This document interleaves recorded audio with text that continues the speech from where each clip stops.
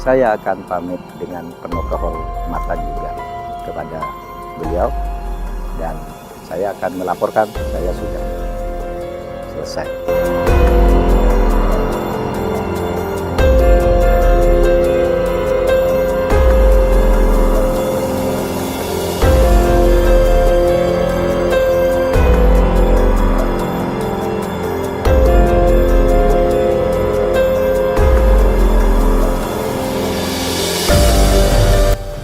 Saya ini sebuah keputusan yang tepat. Gibran tidak mundur sebagai wali kota, lalu Prabowo tidak mundur sebagai menteri pertahanan, maka Mahfud MD akan bergerak lebih fleksibel, lebih independen, ya, tanpa sungkan ketika berhadapan-hadapan dengan isu existing regime, ya, dalam hal ini adalah pemerintahan Joko Widodo, yang mana anaknya itu Gibran itu menjadi cawapresnya Prabowo paslon nomor 2. Menjadi dinasti, mencoba untuk membuka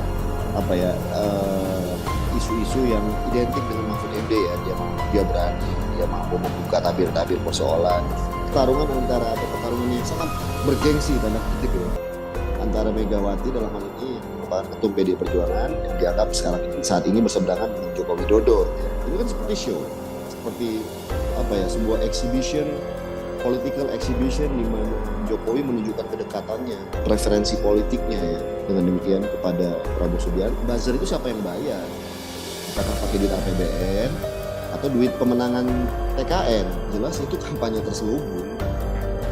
Itu kan udah jelas menggunakan fasilitas negara. Itulah namanya yang harus kita hindari, adalah abuse of power. Targetnya adalah membongkar, mengacak-acak basis dukungan pemilih nasionalis PDI Perjuangan di Jawa Tengah. Jawa Tengah merupakan juga kunci kemenangan dari Joko Widodo dalam gelaran Pilpres berhadapan dengan Prabowo. Kita semua tahu di situ basis PDI Perjuangan, target pemenangan satu putaran berat. Kenapa? Karena memang Jawa Tengah lah momentumnya untuk ngabisin suara basis PDI, ya, pendukung Ganjar. Justru ya itu yang membuat Jokowi bukan harus all out, mengacak-acak, ya, basis pemilih Ganjar di Jawa Tengah. Jelas yang baper ini Ganjar, ya merasa kena prank, atau mungkin PDI Perjuangan kena prank. Ganjar wajar-wajar saja mengharapkan sebuah sikap gentleman dari Jokowi. Kalau memang Anda mendukung Prabowo, ya sampaikan gitu. Apakah nanti efeknya atau dampaknya itu bisa mengguncang pemerintahan Jokowi? Ya itu konsekuensi.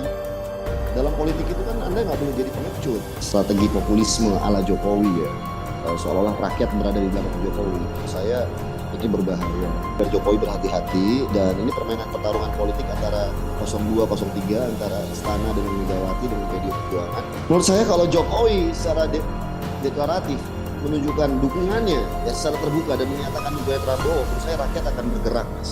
Jadi jangan mencontoh positioning presidennya Pak Jokowi, yang kita belajar dari pengalaman Joko Widodo ini. Jangan sampai terulang lagi nih kejadian kayak begini.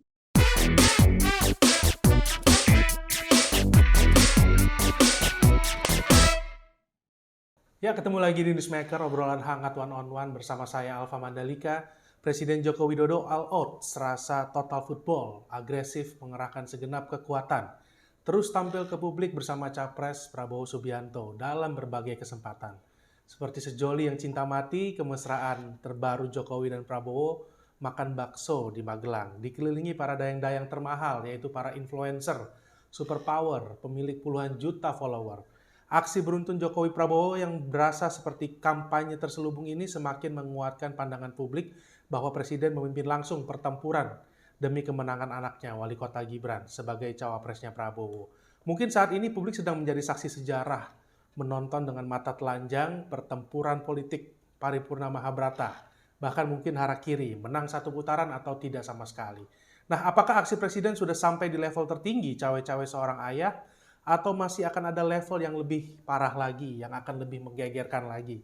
Pengamat politik yang pernah berada di ring satu istana akan menjawabnya untuk Anda yang sudah bergabung bersama kami melalui Zoom, Pak Dimas Oki Nugroho. Selamat sore, Pak Dimas. Mas Alfa, selamat sore. Terima kasih Pak Dimas atas waktunya. Apa kabar, Pak Dimas? Sehat-sehat Pak Dimas ya? Sehat-sehat, Mas. Oke, baik Pak Dimas.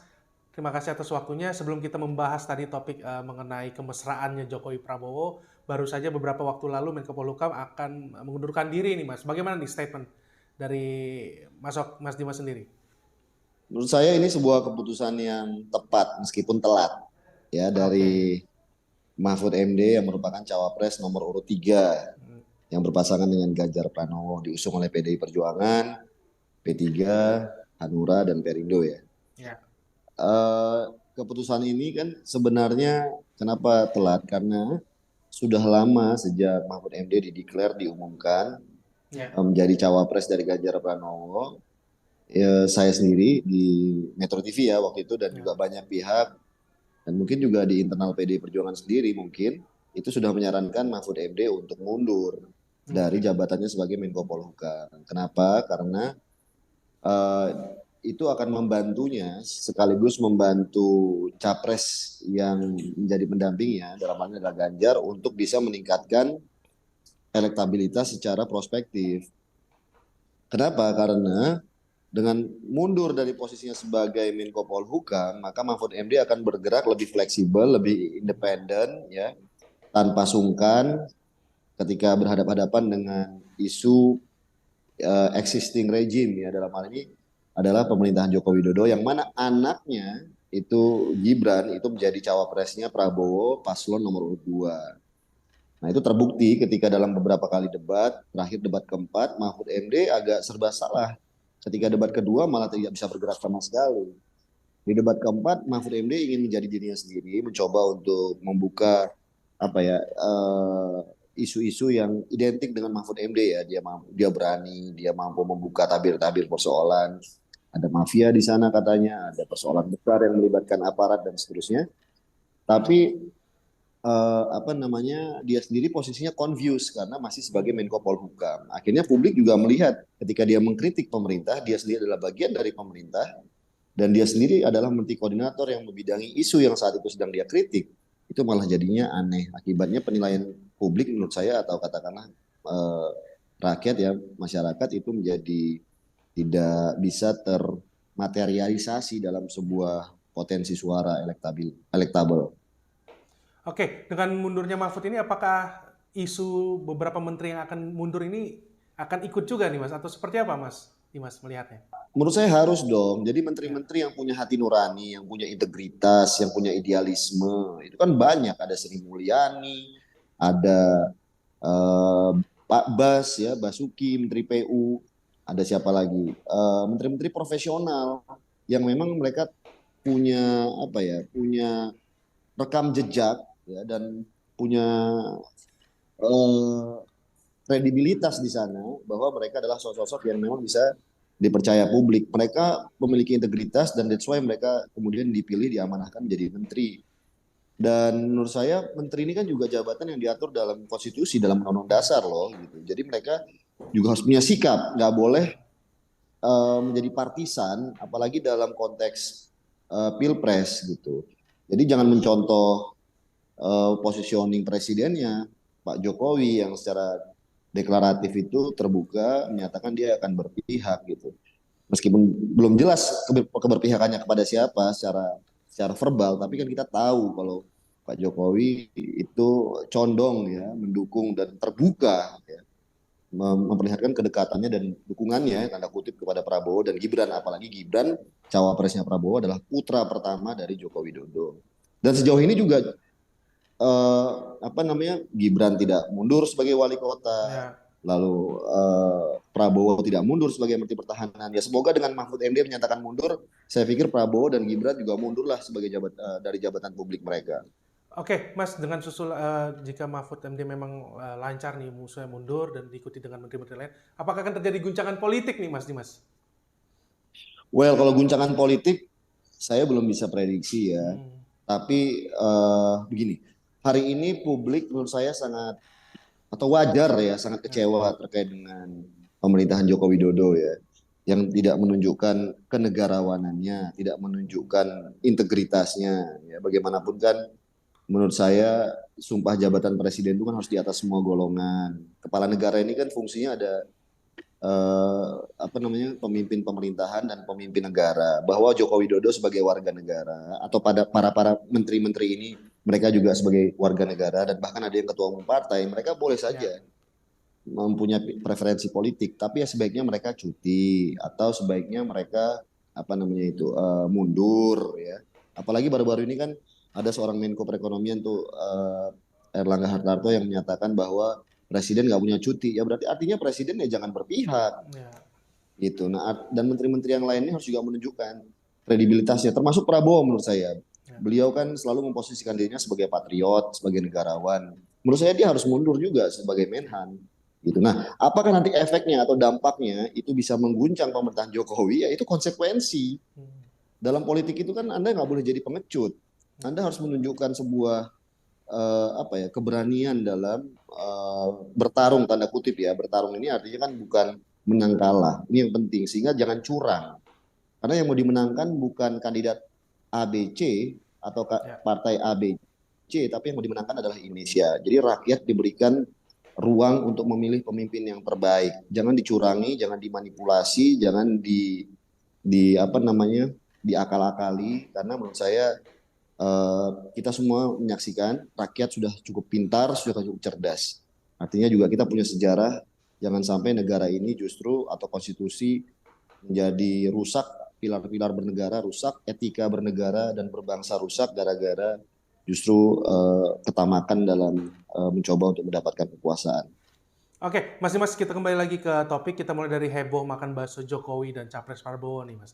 Makan bakso yang viral itu dilakukan Jokowi dan Prabowo setelah meresmikan Gedung Geraha Utama Akademi Militer di Magelang. Dan yang menarik adalah di acara peresmian Gedung Akmil itu dan makan bakso itu juga dihadiri oleh nama-nama influencer termahal nih, paling berpengaruh di Indonesia. Pengikutnya kalau dijumlahkan juga bisa ratusan juta orang. Video Presiden makan bakso pun diunggah di akun resmi YouTube Sekretariat Presiden. Maka tak heran acara makan bakso Jokowi Prabowo ini seperti menjadi ledekan berita nih sehari-hari ini. Nah, menurut Mas Dimas nih, kejadian di Magelang ini murni acara kenegaraan, peresmian Gedung Akmil, atau sudah masuk kategori kampanye terselubung nih, Mas? Menurut saya jelas itu kampanye terselubung. Ya. Itu kan udah jelas menggunakan fasilitas negara. Itulah namanya yang harus kita hindari adalah abuse of power. Nah, Pak Jokowi ini sebenarnya masih punya kesempatan untuk menutup pemerintahannya dengan baik, ya, husnul khotimah, ya, legasinya. Jadi nama baik Pak Jokowi, legasinya beliau selama memimpin pemerintahan 2 periode itu jangan ditutup justru dengan atraksi-atraksi politik murah, receh yang justru dilihat masyarakat itu adalah sebuah keburukan. Dan hari ini semakin terpampang berbagai praktek-praktek kekuasaan yang kita katakan cenderung abuse of power. Ini ada persoalan etika, pertama soal Mahkamah Konstitusi, lalu kemudian dukungan terbuka, kampanye terselubung, dan menurut saya yang harus kita khawatirkan lagi-lagi adalah abuse of power dan apa yang dilakukan oleh Pak Jokowi dengan Pak Prabowo kemarin ya. Bagaimanapun kita tahu bahwa Prabowo Subianto adalah capres nomor urut 2 yang berpasangan dengan putranya Jokowi, Gibran Rakabuming Raka, dan apa yang terjadi kemarin itu semakin memperkuat ya bahwa ada sesuatu di mana berbagai fasilitas negara juga terlibat dalam upaya untuk menunjukkan kepada publik ini ada show. Itu kan seperti show, seperti sebuah exhibition, political exhibition di mana Jokowi menunjukkan kedekatannya, preferensi politiknya ya, dengan demikian kepada Prabowo Subianto dan mengajak berbagai para buzzer ini itu harus transparan juga, Mas. Buzzer itu siapa yang bayar? Apakah pakai duit APBN atau duit pemenangan TKN? Kalau pemenangan TKN ya semakin memperjelas bahwa itu kampanye. Kalau misalnya itu APBN, bagaimana ceritanya APBN membayar buzzer atau influencer? Oke, Mas Dimas, kita coba memberi konteks kehadiran barisan artis dan influencer termahal di Indonesia ini di acara resmi kenegaraan, peresmian Gedung Akademi Militer, dan akhirnya ikut makan bakso bersama Jokowi dan Prabowo. Yang menarik adalah koordinator staf sus presiden tidak tahu siapa yang mengundang para selebritis ini. Tapi kalau kami cek di sosmed, salah satu influencer yang diundang ke Magelang ada ungkapan ditraktir bakso sama presiden. Entah apa nih maksudnya makan bakso bareng presiden atau ditraktir bakso oleh presiden. Nah, kalau menurut Mas Dimas nih, kira-kira para selebritis ini diundang siapa? Presiden Jokowi atau Prabowo nih? Kalau presiden kan sering mengundang barisan artis ke IKN. Seperti apa nih pandangan Mas Dimas? Ya lagi-lagi tadi yang saya sampaikan, ini para influencer ini untuk apa tujuannya ke sana? Tujuannya hendak mensosialisasikan agenda pemerintah apa gitu. Apakah sekedar untuk mensosialisasikan peresmian gedung baru di Magelang di Mil ya? Atau saya nggak tahu apakah ada agenda lain kemarin bagi-bagi bansos mungkin atau apa. Tapi kan semua orang tahu ketika show-nya adalah bertemu Prabowo makan bakso gitu dan mereka ikut di situ gitu. Oke lah gitu. Tapi publik kan tahu gitu loh. Dan ini kita seperti semakin membuat apa ya, sebuah political show, political exhibition yang tidak lucu. Karena konteksnya pasti tetap adalah capres dan Jawa Tengah. Jawa Tengah itu adalah kunci di putaran satu sebenarnya. Jawa Tengah merupakan juga kunci kemenangan dari Joko Widodo dalam 2 kali pilpres berhadapan dengan Prabowo. Dan kita semua tahu di situ apa namanya basis PD Perjuangan sekaligus juga basis Nahdlin dan juga basis Jokowi. Lalu kemudian ada paslon nomor 3 yang diusung oleh PD Perjuangan.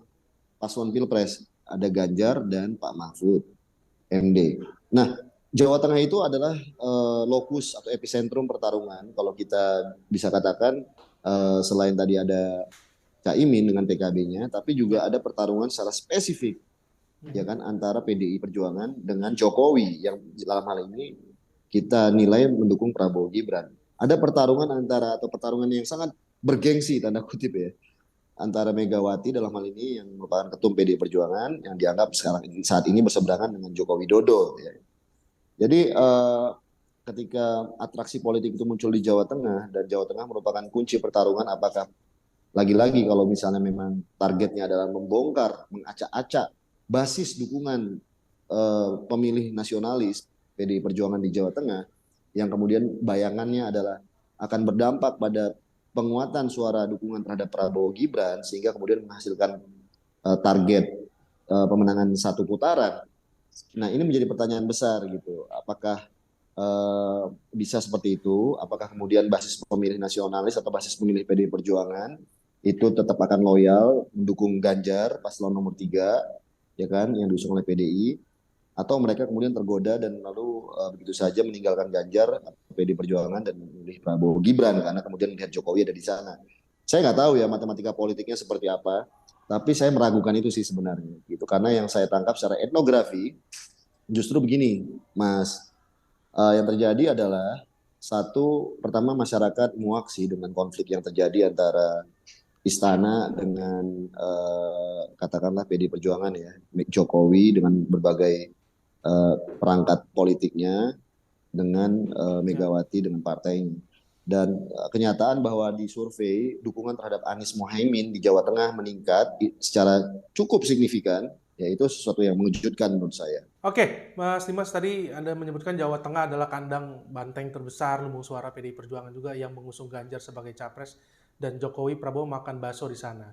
Nah, Ganjar sempat mengatakan bahwa makan bakso itu simbol dukungan Jokowi ke Prabowo. Dan dia juga minta Jokowi langsung saja segera deklarasi resmi mendukung Prabowo. Apakah ini sinyal Ganjar marah gitu Mas? Tidak nyaman dengan keberpihakan Presiden kepada Prabowo. Di kandang Ganjar lagi nih. Seperti apa Mas? Jelas yang baper ini Ganjar kan. Ganjar kan awalnya mungkin merasa didukung oleh Jokowi. Tapi lalu kemudian Jokowi berpindah ketika kenyataannya Gibran dipasangkan dengan Prabowo. Dan lalu kemudian Gibran merasa ditinggalkan oleh Jokowi. Kan kita semua tahu di awal seolah Anda mungkin ingat atau publik mungkin ingat ketika dalam sebuah event besar di GBK Jokowi seolah-olah mengatakan dukungan terhadap sosok capres atau pemimpin yang berambut putih, which is kan mungkin waktu itu Ganjar udah GR atau mungkin PDI Perjuangan udah GR, tapi ternyata enggak gitu kan. Dalam konteks ini sih mungkin Ganjar ya merasa kena prank atau mungkin PDI Perjuangan kena prank dan masih baper gitu kan. Apalagi kita tahu bahwa ternyata pada kenyataannya operasi-operasi politik yang seolah-olah ya itu berpihak pada 02 itu terjadi dan disponsori atau diinisiasi lah paling tidak diduga ya, diinisiasi oleh apa namanya oleh kekuasaan dalam hal ini baca itu istana gitu. Tapi kan itu tidak sesuatu yang tidak bisa dibuktikan, tapi kita rasakan atau katakanlah banyak publik yang merasakan di lapangan. Contohnya bukti yang terpampang jelas itu adalah ketika kemarin di Jawa Tengah. Jadi menurut saya Ganjar wajar-wajar saja mengharapkan sebuah sikap gentleman dari Jokowi. Kalau memang Anda mendukung Prabowo ya sampaikan gitu. Dan menurut saya itu memang benar sih Ganjar dalam perspektif itu ya. Saya nggak menilai kebaperannya, tapi saya menilai bagaimana Ganjar itu mencoba untuk memperjelas posisi politik Jokowi. Anda di mana sebenarnya gitu. Tapi kan itu juga tidak mudah bagi Jokowi. Artinya kalau dia menyatakan dukungan terhadap Prabowo Gibran, tadi yang kita sampaikan, dia adalah sebagai presiden, kepala pemerintahan dan kepala negara. Sebenarnya dia tidak boleh berpihak. Gitu. Apalagi dia tidak bisa cuti. Gitu kan. Jadi posisi presiden serba salah. Ya memang sudah. Gitu. Dia harus jadi negarawan yang baik. Apalagi dia mau melepas jabatannya. Dia harus meninggalkan legacy, menunjukkan kenegarawanannya kepada rakyat. Oke, Mas Ganjar juga minta Jokowi jangan kampanye terselubung, segera saja deklarasi resmi mendukung Prabowo. Nah, dalam hitungan hari jelang pemilu dan juga ambisi menang satu putaran, mungkin apa enggak nih Mas? Jokowi deklarasi resmi mendukung Prabowo, atau Jokowi menunggu debat final di 4 Februari, kalau Prabowo blunder lagi ya mau nggak mau Presiden deklarasi terbuka, atau seperti apa Mas Dimas? Ya, menurut saya kalau Jokowi secara deklaratif menunjukkan dukungannya ya secara terbuka dan menyatakan dukungannya Prabowo, menurut saya rakyat akan bergerak, Mas. Dan sangat terbuka upaya untuk menuju kepada pemakzulan terhadap Presiden Joko Widodo. Saya ingatkan rakyat tidak stupid. Indonesia sudah melewati masa-masa krusial dalam proses menegakkan demokrasi dan ini ada ancaman besar loh, yang memang ancaman besar untuk menuju sebuah pemerintahan otoritarian baru yang sakar PDW. Ini lebih parah loh daripada Orde Baru menurut saya potensinya ya, karena mereka ini sama sekali tidak mempedulikan berbagai norma-norma dan etika. Orde Baru masih mengedepankan tanda kutip ya Undang-Undang Dasar 45 waktu itu ya, yang disesuaikan terhadap yang rezim menyesuaikan dengan setting konstitusi waktu itu. Kalau sekarang ini konstitusi undang-undang turunannya diwolak-walik sedemikian rupa dan dicoba untuk disiasati untuk kemudian bisa dilabrak. Nah, artinya menurut saya ini bahaya sih, apalagi kalau digunakan juga dengan strategi populisme ala Jokowi ya, seolah-olah rakyat berada di belakang Jokowi. Menurut saya ini berbahaya karena yang kita pertaruhannya besar, merusak pilar-pilar bernegara. Yang kita harus jaga kan negara, yang kita harus jaga adalah rumah untuk seluruh rakyat. That's why kenapa pemerintah, presiden itu harus berada di semua golongan. Ya. Jadi penting sekali agar Jokowi berhati-hati dan ini permainan pertarungan politik antara 02, 03, antara Istana dengan Megawati dengan PDI Perjuangan. Ini menurut saya jika tidak berhati-hati ya ini justru kalau saya pribadi yang harus kita jaga adalah situasi politik yang berkembang dan bisa menghancurkan keduanya juga justru sebenarnya. Tapi yang paling dirugikan dalam hal ini karena ini sudah memasuki jabatan akhir, ini adalah Joko Widodo sendiri sebagai presiden gitu. Menurut saya dalam situasi ini makanya menjadi sangat rasional, seolah-olah ini bukan dewa. Kalau Megawati kan dewa, Jokowi dewa gitu. Oke Mas Dimas, kita masuk ke survei terbaru pekan ini dari LSI Deni JA. Survei dilakukan 15-26 Januari. Hasilnya 34,6% pemilih PDIP mendukung Prabowo. Pemilih PDIP yang setia mendukung Ganjar 59,7%. Dukungan pemilih PDIP ke Prabowo ini jelas karena ada nama anak Jokowi di paslon nomor 02. Nah, Mas Dimas mengingat 2 kali Pilpres sebelumnya, pemilih PDIP hampir 100% memilih Jokowi. Nah, sekarang angkanya berada di 34,6% pendukung PDIP memilih Prabowo. Ini bisa dibilang besar atau justru kecil, Mas Dimas? Ya besar lah untuk partai PDI. Kalau memang surveinya benar ya. Anyway, kalau berangkat dari survei itu, menurut saya itu besar gitu. Itu besar. Tapi itu pun saya nggak yakin ya gitu. Karena apa? Karena yang terjadi hari ini adalah justru di basis pemilih loyal PDI Perjuangan. Mereka melihat situasi ini sebagai momentum mereka untuk mengambil keputusan politik yang menunjukkan komitmen mereka terhadap partai.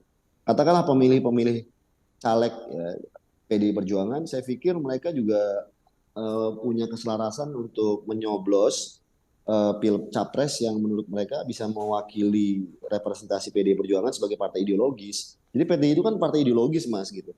Bahwa ada variabel Jokowi selama itu di situ karena mereka suka dengan figur ini. Gitu. Satu. Yang kedua, tapi ketika dibenturkan mereka harus memilih Jokowi dengan Megawati, mungkin mereka bingung gitu karena positioning Megawati selama ini juga di mata basis partai juga terbelah. Ada yang betul-betul loyal. Kan itu elitnya ya, elit baik level nasional, provinsi maupun kabupaten kota, artinya anggota-anggota legislatif, pengurus struktur DPP, DPD. Tapi kalau kita bicara basis rakyat, itu kan one man one vote, bisa saja simpati itu memang ke arah Jokowi yang kemudian di situ mengendorse Prabowo dan Gibran. Itu bisa saja secara natural. Saya juga lihat itu sebagai sesuatu yang make sense, meskipun angka 30% itu juga harus dikaji ulang apakah sebesar itu atau tidak gitu. Karena kalau bicara pemilih militan, PDI Perjuangan ini pemilihnya termasuk yang militan. Oke, Mas Dimas, kalau pemilih PDIP yang memilih Prabowo Gibran anak Jokowi hanya 34% ini, tidak sampai 50%, apakah bisa dikaitkan bahwa Jokowi gagal mengambil besar-besaran suara PDIP nih, sehingga Jokowi harus all out di Jawa Tengah, kandang PDIP? Seperti apa, Mas? Justru justru ya itu yang membuat Jokowi bukan harus all out. Dia harus bisa memastikan paling tidak lebih dari 50% jika dia ingin satu putaran gitu kan.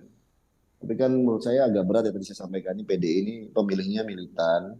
Mereka bagaimanapun melihat Megawati sebagai sosok Putri Soekarno gitu. Terus kalaupun ada variabel-variabel yang ikut Jokowi, menurut saya itu variabel periferal. Fenomena Ara, Budiman Sujatmiko atau siapapun lah ya yang pindah mendukung ke Prabowo seolah-olah ikut Jokowi. Menurut saya mereka tidak cukup signifikan. Apa yang terjadi di demonstrasi dukungan terhadap Ara di basis katakanlah ya pemilih Ara yang di Jawa Barat itu di mana Majalengka ya. Di mana itu saya nggak melihat di situ ada basis ideologis sih. Ketika yang aksi menunjukkan dukungan terkait dengan Ara yang kemudian mendukung Prabowo ya, nyatakan dukungan terhadap Prabowo. Saya tidak melihat sesignifikan itu variabel itu. Oke, masih hasil survei LSI 16 hingga 26 Januari, hasil survei menunjukkan suara Prabowo Gibran tembus 50%. Angka ini sama sekali belum menyegel Pilpres satu putaran, sebab dengan margin error 2,9%. Maka angka aman satu putaran adalah sekitar 52,9%. Nah, pertanyaannya adalah seperti di opening saya tadi, Mas, apakah aksi keberpihakan Jokowi ini sudah sampai di level tertinggi cawe-cawe seorang presiden, atau masih akan ada lagi level-level yang lebih tinggi lagi dalam beberapa hari ke depan, lebih menggegerkan lagi untuk mengunci satu putaran versi Jokowi? Berat, kenapa? Karena memang Jawa Tengah lah momentumnya untuk ngabisin suara basis PDI ya pendukung Ganjar. Karena harapannya kalau Ganjar semakin mengecil maka larinya ke arah Prabowo gitu kan. Kan nggak mungkin ngerusak basis suaranya Anies Mohaimin yang banyak didukung oleh kelompok-kelompok basis Islam tradisional, modern, kelompok anak muda urban ya, yang merata. Jadi kesempatan Jokowi untuk mendukung Prabowo adalah dengan mengacak-acak ya basis pemilih Ganjar di Jawa Tengah. Gitu. Nah, lalu kemudian juga dengan mencoba untuk menahan akselerasi suara Ganjar Mahfud di Jawa Timur. Nah, ini mungkin dengan cara untuk merekrut lebih banyak orang atau pemimpin-pemimpin ya yang dianggap mewakili masyarakat Jawa Timur ke paslon nomor 2 gitu. Sementara dukungan terkait dengan pendukung Ganjar di Jawa Timur itu dicoba untuk diacak-acak juga secara secara operasi-operasi politik terbatas. Tapi menurut saya bagaimanapun keberanian rakyat ya untuk menunjukkan ketidaksukaannya ya, atau perlawanannya itu akan terjadi. Yang seperti di Jogja kemarin di kantor polisi kemarin atau yang ada yang ditangkap tuh ketika dia lagi membentangkan poster, perlawanan itu akan terjadi juga di mana-mana gitu. Ini PDI Perjuangan ini kan bagaimanapun Mas itu punya tradisi melawan. Jadi saya nggak melihat bahwa mereka juga akan takut pada akhirnya ketika Jokowi sudah semakin show off ya untuk menunjukkan dukungannya atau bantuannya terhadap paslon Prabowo Gibran, karena respon rakyat ya, itu pasti akan kuat. Oke, Mas Dimas, atas aksi Jokowi untuk memenangkan anaknya di Pilpres 14 Februari nanti, tidak ada teguran apapun nih dari penyelenggara pemilu. Makan bakso Jokowi Prabowo, itu menurut Ketua Bawaslu, Rahmat Bagja, sulit dijerat hukum. Menurut Ketua Bawaslu, pelanggaran etika bukan urusan Bawaslu. Nah, kalau kita kembali runut sejak putusan MK meloloskan Gibran hingga kemesraan Jokowi Prabowo di banyak sekali momen penting, apakah menurut Anda semua aksi Jokowi ini aman secara konstitusi, atau sebaliknya Jokowi menari-nari di balik pasal-pasal konstitusi seolah-olah benar padahal kontroversial? Nyaris tidak ada kemuliaan politik di situ. Jadi saya pikir ini juga penting bukan hanya bagi Jokowi sebagai presiden hari ini, tapi juga para menteri, ya, juga para pejabat-pejabat dan khususnya penyelenggara pemilu. para komisioner KPU, Bawaslu, KPUD, lalu juga Bawaslu di daerah. Ini mereka harus paham bahwa mereka jangan sembrono sembarangan, ya. Mereka harus paham bahwa mereka ditunjuk di situ berdasarkan sumpah, ya kan, untuk betul-betul menjalankan pemilu secara jurdil. Dan ini bicara tentang integritas itu mahal. Dan saya pikir Bawaslu mestinya juga harus lebih bijak. Memang oke, dia bisa sih berselinap menyatakan bahwa tidak ada yang bisa membuktikan bahwa ada penggunaan bahwa itu adalah kampanye misalnya. Tapi everybody know, hari ini itu kan adalah masa kampanye, dan setiap gerak yang dilakukan oleh seorang capres itu adalah kampanye politik, dan itu kan show. Jelas ada show off yang begitu kuat, menunjukkan kedekatan, lalu ngobrol, ada influencer, ada publik. Saya pikir itu adalah bagian dari sebuah kampanye, kegiatan-kegiatan politik yang dilakukan secara terukur, terencana, dan hendak mensosialisasikan suatu pesan kepada publik. Saya pikir publik bisa merasakan bahwa di situ terlihat banget ya Prabowo dengan Jokowi kelihatan dekat gitu, dan bahwa ini jangan-jangan adalah sambungan konsekuensi politik ketika Jokowi menyatakan bahwa dia sebagai presiden boleh berpihak loh, dan di belakangnya juga ada Prabowo. Dan lalu kemudian di acara Jawa Tengah, dan dia tahu bahwa Jawa Tengah adalah pertarungan setting politik atau lanskap politik yang menjadi pertarungan dari berbagai kekuatan-kekuatan capres, khususnya 2 dan 3. Dan menurut saya mestinya Ketua Bawaslu tadi harus bisa jeli, tajam, ya, jangan kehilangan kejeliannya, kejujurannya, keintegritasannya, bahwa yang terjadi di sana adalah seperti apa. Dia tentunya juga harus menunjukkan bahwa dia sudah melakukan assessment tersendiri terhadap peristiwa itu. Jangan buru-buru menyatakan bahwa ini tidak ada temuan, kita tidak bisa mengakses atau menjudgment adanya etika. Nggak gitu loh. Oke, Mas Dimas, sebagai closing statement nih atas semua kekacauan demokrasi ini, apakah sumbangsi pikiran Anda ke depan nih? Mungkin kita mulai dengan menyusun RUU Kepresidenan, konstitusi yang mengatur kerja dan etika presiden, revisi undang-undang pemilu agar tidak ada lagi pasal ditafsirkan sepotong-potong, revisi undang-undang MK agar tidak ada lagi nepotisme di Mahkamah Wakil Tuhan. Apalagi nih Mas Dimas yang perlu disempurnakan pasca geger Pilpres 2024 ini? Silakan Mas Dimas. Ya intinya banyak Mas yang harus kita evaluasi dan kita tata ulang, atau katakanlah kita detailin satu-satu. Kita belajar, ini kan Indonesia baru merdeka juga baru berapa tahun nih kita merdeka. Dan bangsa yang besar itu bangsa yang mau belajar dan berkembang. Tapi juga jangan setback ke belakang. Bangsa yang baik itu sama kayak manusia yang baik itu hari ini adalah lebih baik dari hari kemarin. Gitu kan, hari kemarin lebih baik daripada hari ini. Jadi trajektorinya ke depan, jangan setback. Jangan kita bercita-cita justru ingin kembali lagi ke era Pak Harto. Ya kan? Pak Harto sudah menjalankan tugasnya sebagai presiden, ya kan? The best he can do. Dia sudah melayani servis negara ini dengan baik. Sesuai dengan zamannya ketika itu. Dan itu kalau dipakai lagi untuk sekarang, itu nggak relevan. Kita sudah jalan, dan masyarakat sudah cerdas. Institusi demokrasi sudah berkembang. Nah, tinggal kita perkuat. Apa yang sudah dilakukan oleh Bung Karno, Pak Harto, Habibie, Gus Dur, Mega, SBY, dan Jokowi, itu harus dilanjutkan dengan sebuah kematangan berdemokrasi yang lebih baik, penguatan institusi demokrasi yang lebih baik, termasuk penguatan masyarakat sipil. Jadi demokrasi itu bukan semata-mata soal rakyat, soal pemimpin, soal elit-elit yang kemudian bisa saja mereka dikooptasi oleh oligarki, konglomerasi, dan seterusnya. Tapi yang harus diperkuat itu adalah rakyat juga diperkuat, masyarakat sipil. Rakyatnya juga jangan dibuat tergantung. Mereka harus dibuat lebih mandiri dengan kekuatan mereka secara sosial ekonomi, sosial budaya, dan sosial politik. Sehingga kemudian terjadi interaksi antara negara, relasi dengan negara, antara negara dan masyarakat sipil itu sehat. Sekaligus juga memastikan masyarakat ekonomi itu bisa berjalan secara good governance, good corporate governance, ya, secara ekonominya benar gitu, sehingga perilaku korupsi, perilaku oligarkisme, dominasi, dan seterusnya itu bisa dibatasi. Jangan mereka menguasai domain kekuasaan semena-mena gitu. Nah, artinya mereka saling mengawasi, institusi peradilan dibuat baik, institusi keamanan kita, polisi kita memang bekerja dengan baik dan independen, institusi TNI kita bisa bekerja dengan baik mengamankan negara dan rakyat. Jadi ini fungsi-fungsi berjalan baik, jangan sampai terulang lagi nih kejadian kayak begini. Gitu. Nah, artinya ini harus kita putusin dulu nih. Rakyat harus memutuskan.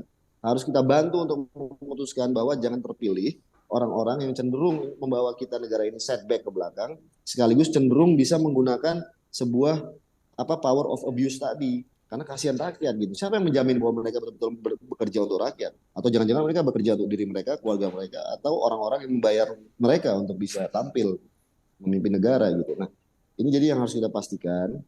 Lalu dan baru kita detail undang-undang mana gitu yang memang harus kita perkuat, harus kita buat mungkin, atau kita perkuat, kita revisi. Yang jelas adalah kita belajar dari pengalaman Joko Widodo ini, ya kan, pengalaman dari bagaimana para menteri-menteri yang bertarung, pengalaman dari bagaimana aparat penyelenggara yang kemudian jadi takut-takut dan jadi banci begini ya secara politik. Dan kita harus tunjukkan, kita pastikan bahwa juga bagaimana masyarakat sipil ini betul-betul bisa diperkuat, bisa mandiri. Tapi yang pasti adalah kebijakan-kebijakan kita itu juga harus betul-betul ke arah memperkuat demokrasi, mensejahterakan rakyat, dan memastikan bahwa tidak ada potensi atau tidak ada kerentanan dalam stabilitas politik kita. Ini yang paling penting. Bukan dengan cara-cara untuk menghadirkan orang kuat atau strongman dalam bernegara. Orang kuat itu yang seolah-olah dia yang Superman. Tapi yang kita hadirkan harus pemimpin yang baik, pemimpin-pemimpin yang hanif, yang profesional, ya, yang tidak mentang-mentang. Itu penting banget untuk kita menjadi menjadi awareness bagi kita, lesson learn bagi kita sebagai bangsa dan negara. Oke, terima kasih Mas Dimas Oki Nugroho, pengamat politik yang sudah bergabung bersama kami di Newsmaker kali ini. Sekali lagi terima kasih Mas Dimas Oki atas waktunya. Salam sehat selalu, Mas. Ya, demikianlah Newsmaker pekan ini. Kita akan berjumpa pekan depan dengan topik dan narasumber menarik lainnya. Saya Alfa Madalika pamit. Sampai jumpa.